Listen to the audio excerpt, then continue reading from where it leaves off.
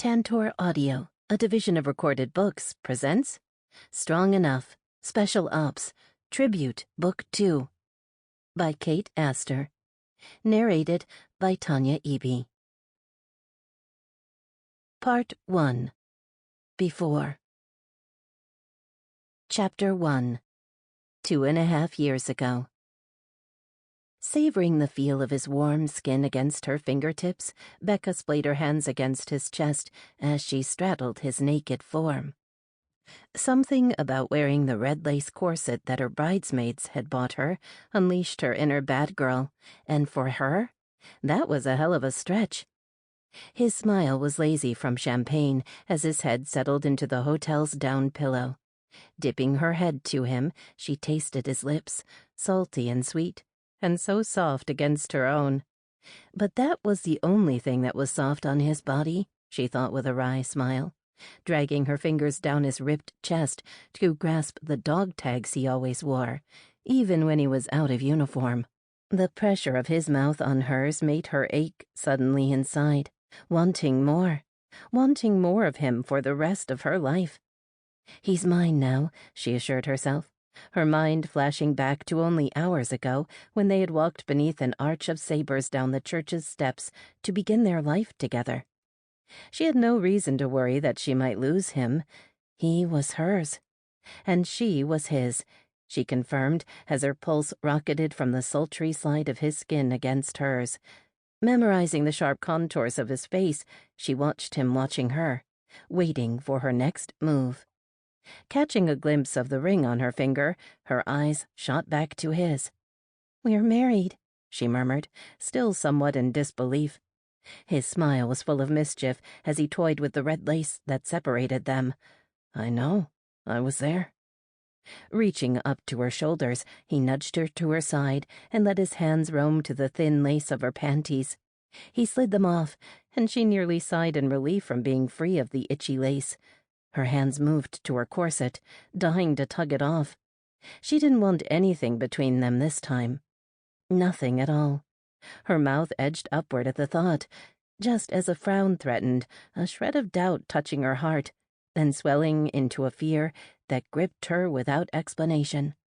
She nudged the panic aside as he blanketed her body with his and slid inside her, and then felt nothing but the pleasure of being joined with him. They moved in unison together, a slow and erotic dance they'd done many times before. She might have worn white today, but he had known every square inch of her body long before they had taken hands at the end of a rose-petal-sprinkled aisle. But feeling him inside her right now, she tingled from head to toe, as though it was their first time together. She didn't care what anyone else said. Sex was different married. Better.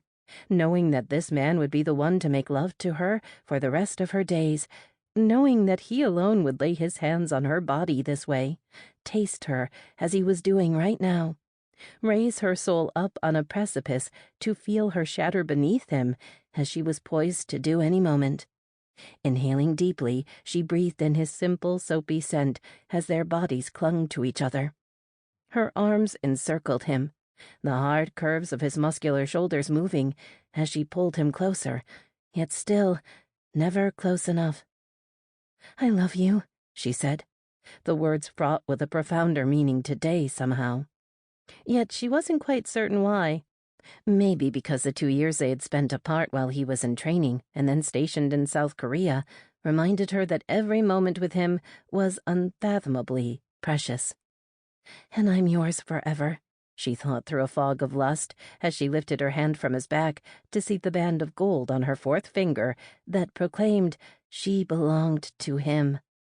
Turning her hand over with his chest still pressed against her, she saw it. Blood. Her hand was dripping with blood. She gasped, pushing him off her, only to see blood smeared across his chest and her own. Gashes slashed across his face, and his eyes were open and lifeless. A scream wrenched from her, twisting inside her esophagus, nearly choking her as it expelled from her mouth. Her heart pounded behind her rib cage, echoing in her eardrums as she pulled herself out from under him, her skin drenched in blood. It was warm and sticky, and the oppressive smell of death hung low in the room, even as sobs echoed from her lungs in sharp, constant bursts. "No!" Her wails ceased, drowned out by the shriek of a high-pitched alarm clock. Bursting upright in her bed, her hand slapped against the cotton of her nightshirt, gripping her chest. She was in her room. There was no blood here, no death, no Brian. Pulling the sheet tight underneath her chin, she tried to shield herself from reality. A sob threatened to tear her soul in two, but she remained silent. She didn't have the luxury of being able to cry. A face appeared in her bedroom doorway, reminiscent of Brian's face, just much younger than the image of his father in her dream-turned-nightmare. The sight of her son's brown eyes soothed her. "Mom, aren't you going to turn that off?" Rubbing his eyes of sleep, Brandon glanced over at the alarm clock that rested on her nightstand. "Oh, sorry, honey." Reaching over, she clicked off the alarm and forced a smile. "Happy first day of summer vacation."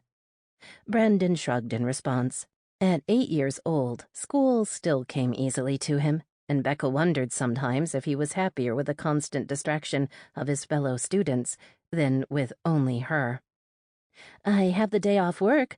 What do you want to do today?" she asked, fully expecting him to ask to be left alone for the duration of the summer so he could play Minecraft in peace. Sitting beside her, Brandon toyed with his thumbs and furrowed his brow. "Can we go to the Grand Canyon?" "The Grand Canyon?" Becca's face stilled. "Yeah." It was a 2-hour drive to the Grand Canyon from their townhome in Sedona. A short enough trip that she and Brandon might have traveled there more often if the national park hadn't been shrouded in memories neither of them wanted to face. Until today, apparently. "But you've already seen the Grand Canyon." Her tone was guarded. "That was 3 years ago, Mom. I barely remember it." He shifted to turn to her, making the old mattress squeak beneath them both. He was ready, she observed, but she wasn't. Becca felt an apprehensive tug on her gut. "Well, sure," she finally replied. "We can fit that in sometime this summer." "Why not today? It's only a couple hours away." "Today?" Her mouth went dry. "I just really need to see it, Mom. His voice faded, and his eyes grew distant, lost in a memory. The Grand Canyon had been their last trip together as a family, before Brian deployed that last time. Becca could remember it like it was yesterday, and she always wondered what Brandon could even recall of the trip. He'd been so young when they buried his father, just a kindergartner. "Okay," she said quickly. "Do you want to try to book a hotel and spend the night? It's kind of hard to do that last minute up there." "No, I just want to see it. It won't take long, promise." "We can go?" A sigh escaped her. 3 years had passed since Brian's death, each day seeming twice as long as the last without her husband by her side. She'd left Fort Huachuca, where they'd last been stationed, to move to Sedona, trying to liberate herself from the shadow of Brian's memory. Yet every time she managed to pull free of it, she could feel herself being tugged again toward the past. Like today. She looked at the hopeful eyes of her son. So young, she thought, that he probably believed that seeing those vast cliffs again today without his dad by his side might actually bring closure. It wouldn't. Saying goodbye was never that easy. But she wouldn't be the one to tell him that. "Okay." She tried to hide the wariness in her voice, yet it was still there. And Brandon was old enough now that she was certain he recognized it. His grin was wide. "Thanks, Mom." "Now, be my hero and make me some coffee." He rose from her bedside and darted out of the room. She envied his energy at this hour. She looked out her bedroom window to the red rocks that had once soothed her. Sedona was a different landscape from any place she'd ever seen, almost otherworldly in nature, the kind of landscape that simply couldn't be captured in a photograph. And she'd seen her fair share of America, most recently of its landlocked states, as an army wife. Back then, Becca had longed for the coastlines that she'd enjoyed in her youth, being the daughter of a Navy officer, hiking along rocky shores or dipping her toes into the sand with the sound of waves crashing alongside her. Her brother Joe, who followed in their father's footsteps and was now a Navy captain and SEAL commander, had always told her she'd married into the wrong branch of the military if she craved the water. But love doesn't care what a guy's uniform looks like, so she went from Navy brat to Army wife. She watched a flock of starlings take flight from the rocks that loomed across the street. The red rocks looked even more vibrant as the first rays of dawn touched them, glowing in the first breath of daybreak. "Here." Brandon handed her a travel thermos filled with instant coffee. It wasn't the best taste to kickstart her day, but it would have to do. "Wow, you're eager to go, aren't you?" Becca's wide eyes met her son's briefly before he went into the bathroom to brush his teeth. He seemed older than the other boys on his baseball team. He was growing up too fast for her, as though she was stuck in the past while he was still moving forward. He'd be a teenager before she knew it, a kid who needed a man's influence in his life. Joe would be there for Brandon. She had her big brother, always looking out for them both. But as a SEAL commander, he was away all too often. And all the Skypes in the world couldn't provide what her son needed. A male influence standing at the ready to throw a baseball with him in the backyard, be a stand-in at school during Father's Day celebrations, answer his questions about girls that he'd never ask his mother. Someone to take him fishing and snowboarding in the mountains, things that his father had once loved to do, and were inevitably in his blood. Her friend Maddox might pinch hit for Joe from time to time. Also a SEAL. Maddox wasn't a brother by blood to Becca, but he might as well be. He'd served under Joe's command several years back, and had rushed to Fort Huachuca to support her and Brandon when her husband had died. Joe had been on a mission at the time, and couldn't be with Becca then. She kept Maddox in her life, not only for herself, but for her son, an honorary uncle who might hopefully fill a small part of the void that Brian's death had left. But again, it never felt like it was enough. Her son needed a father.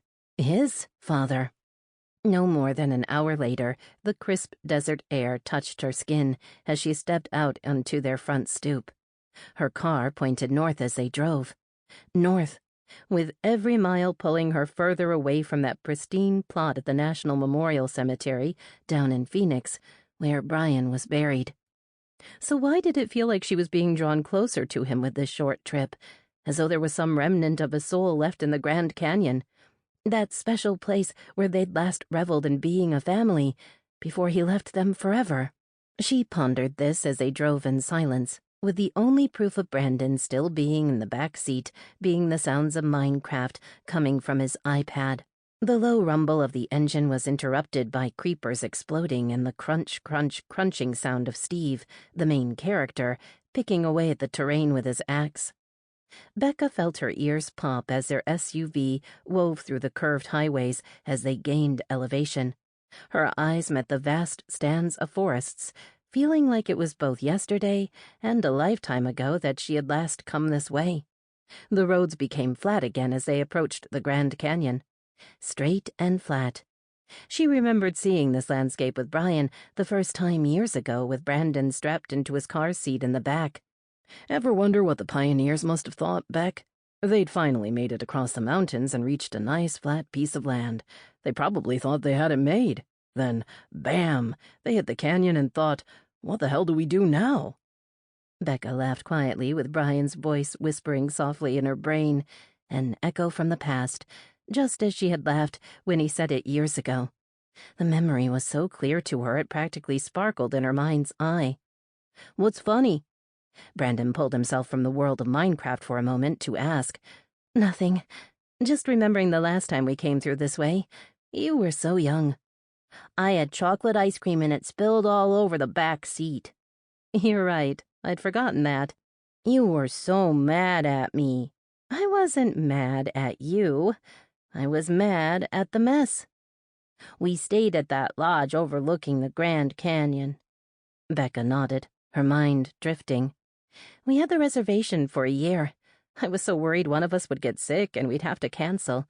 You just can't get rooms there so easily. It was fun. It was. Her voice seemed far away, even to herself. You just stayed in the hotel, though. Becca smiled. I came out a few times. I'm just not as into hiking as you and your dad, especially along those cliffs. They scared me to death. I was so worried you'd fall over the side. We only took the easy trails, and Dad held my hand the whole time, he said, and his voice cracked a little when he said it. They pulled up to the entrance gate. So where do you want to go? She asked. What's that path that goes along the rim? The one Dad and I walked on while you were staying in the hotel. Becca pulled to the side of the road and took a look at the map she had just been handed by the park employee at the gate. Glancing over the names, her eyes rested on two familiar words. Rim Trail, she answered him. Does that sound familiar? Maybe, he answered. She caught the faraway look on his face as she gazed at his reflection in the rear-view mirror. Why was it he wanted to do this? Should she allow this walk down memory lane, even though every part of her screamed that it would only end in tears? Help me, her heart called to Brian. Help me to be whatever he needs today. And damn you for not being here. Why couldn't he be here? Chapter 2. Major Liam Carter slid the thin performance fabric of his t-shirt silently over his head and tucked his dog tags inside. He was only on this trip with his brother. He could play civilian for the day and leave the tags at the hotel, but going without them felt like sacrilege. Eyeing his brother on the opposite side of the room, he watched the rise and fall of the bedsheets over the mass of human flesh. Colm was a slug on vacations, and there was this tiny piece of Liam that envied him for that ability to completely unplug and relax. Tucking the keycard to his hotel room into the pocket of his shorts, he slipped the Do Not Disturb sign on the door as he left. If he'd been in his 20s, he might have had the slick sense of humor to flip it to the maid service requested side of the sign so that his brother would be awakened. But Colm had just come back from a mission where he and his fellow rangers likely didn't sleep for days at a time. Liam knew that drill all too well. As he stepped out onto the terrace of the hotel, his eyes adjusted to the incredible view. He'd been here for 2 days now, a hiking trip that he'd planned with his brother spontaneously when they both found themselves stateside for a spell.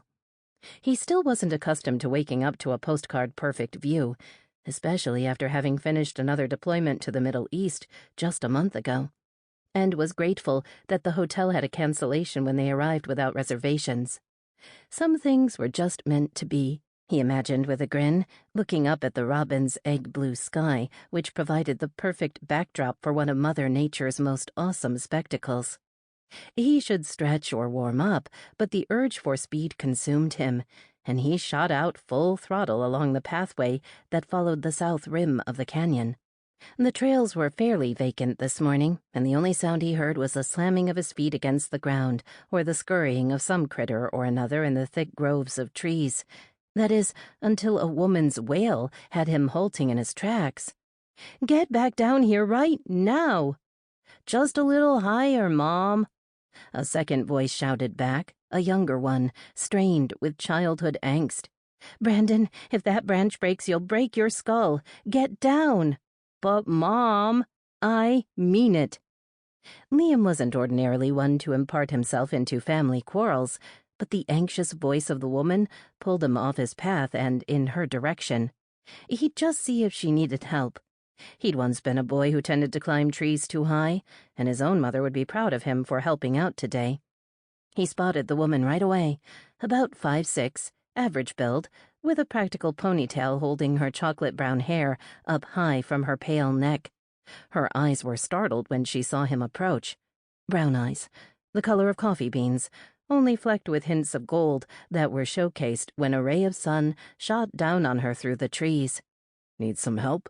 he asked her. "No," she said quickly, looking slightly rattled. "My son's just decided he wants to climb a tree right now." "I'm just trying to reach something, Mom." Liam pulled his gaze from the woman, which was damn hard to do because she looked almost familiar to him, even though he was sure he'd never met her before. His head turned upward to spot a boy, about 8 or 9, from the look of him, clinging to a branch. "What's he trying to reach?" "I haven't got a clue." Come on down, kid, and I'll get it. You don't have to do that, she answered. At the same time, her son asked, You will? Sure, I'm a pretty good tree climber. Liam chose to answer the boy's question rather than the woman's, and angled himself underneath the kid, just in case he fell. Come on down, before your mom gets too mad. She's already mad, he said, shimmying downward. Well, madder, then. Thanks, she mouthed silently to Liam, then adding, You don't really have to go up there. No problem. What am I looking for? Dog tags, the boy said, now with both feet planted on the ground. Dog tags? His mother's voice was in unison with Liam's. Yeah, Dad put one of his sets up there on our last trip. He said we'd get them off the tree together when he returned. Liam's gut pinched slightly. He didn't want to ask why his dad wasn't here with them to retrieve the tags. There was a sliver of his brain that hoped the couple had been divorced, or that the dad was just estranged.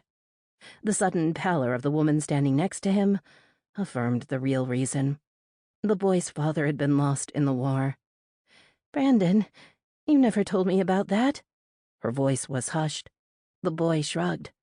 I didn't want to get them without him. I just kept feeling like... His words trailed. Like you'd be able to bring them home with him? She asked. Yeah.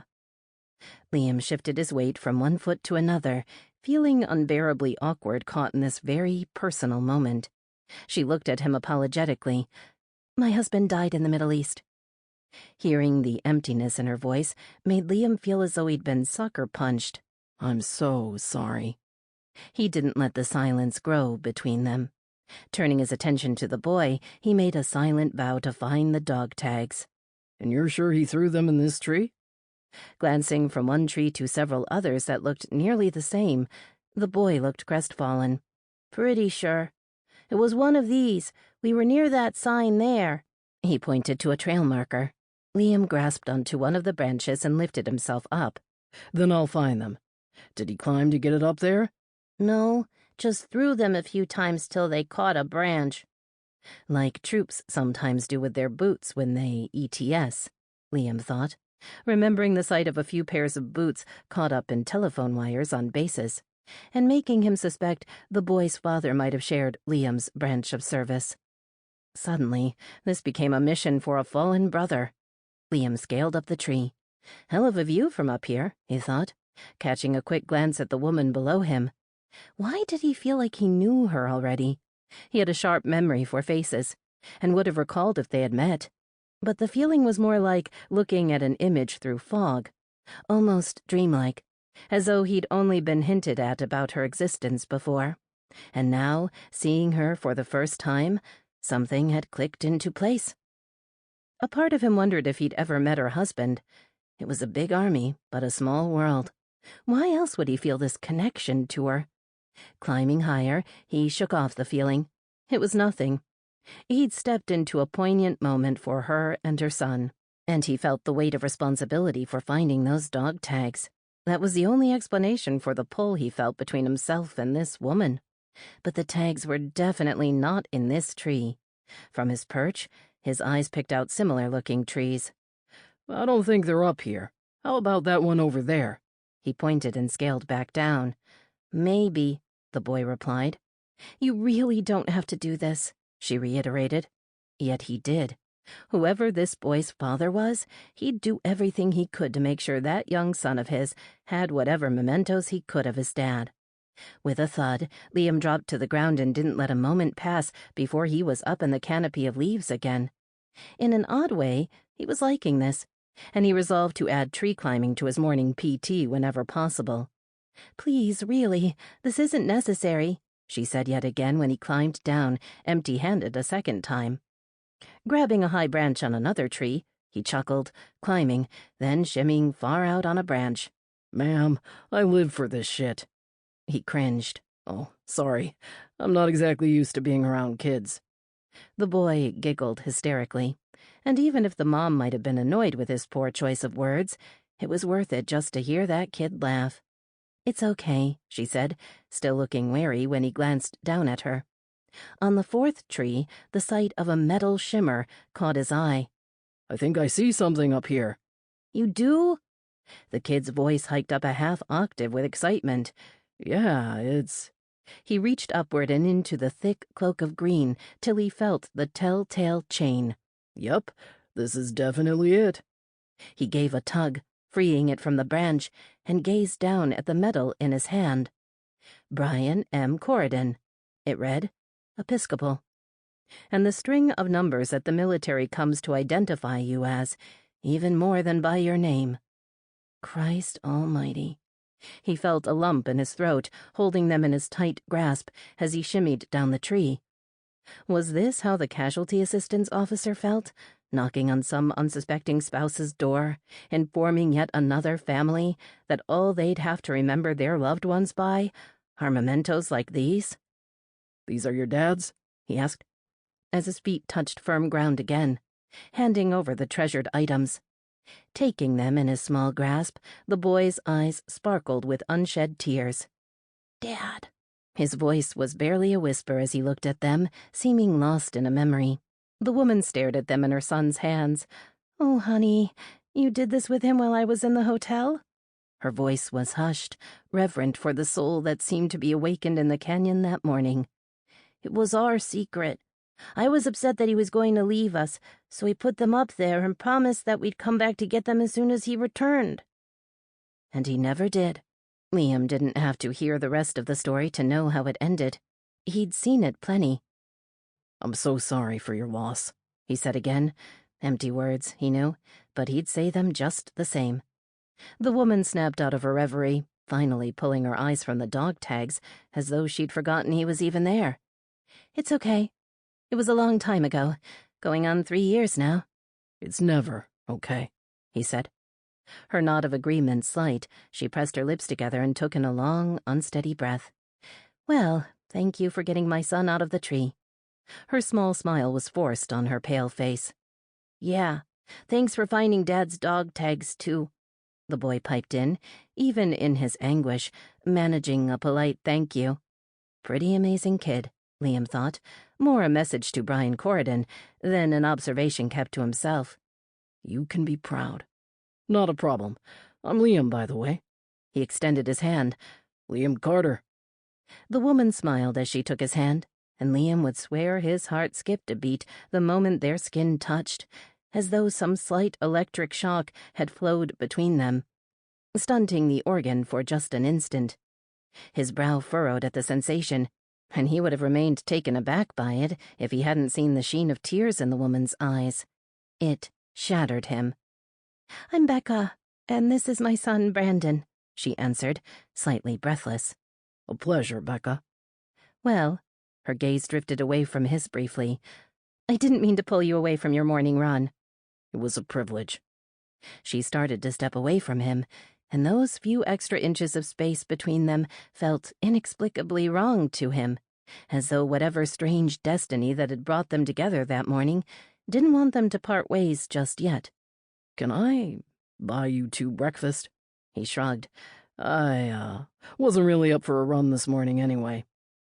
Her eyes locked on his, and he was certain he saw a glimmer of something inside them. Interest wasn't quite the word for it. More like longing. He felt the weight of her stare, her eyes tracing down his face to his shoulders, and then to his chest, before they fluttered away nervously. No, thank you. The words burst out of her in a sudden rush. Why not, Mom? I'm hungry. Liam didn't even spare a glance at the boy as he spoke. He couldn't pull his attention away from Becca and the war that was brewing in her eyes beneath the soft canopy of her lashes. We just can't. Thank you again for helping us, though, Liam. She tacked on his name almost like an afterthought as she stepped away from him again. He didn't want the pair to walk away. He wanted to tempt her. He knew a simple mention of the chocolate chip pancakes they serve at the hotel might get the boy on his side and cause Becca to cave in. She looked the way he felt, as though she didn't want to part ways just yet. But she did, taking another step. Thanks again, the boy said, walking backwards as he draped the dog tags around his neck. You bet, Liam replied, eyes still on the mother till she turned away from him. He watched them walk into the distance together, Becca's hand reached out to her son. Sample complete. Ready to continue?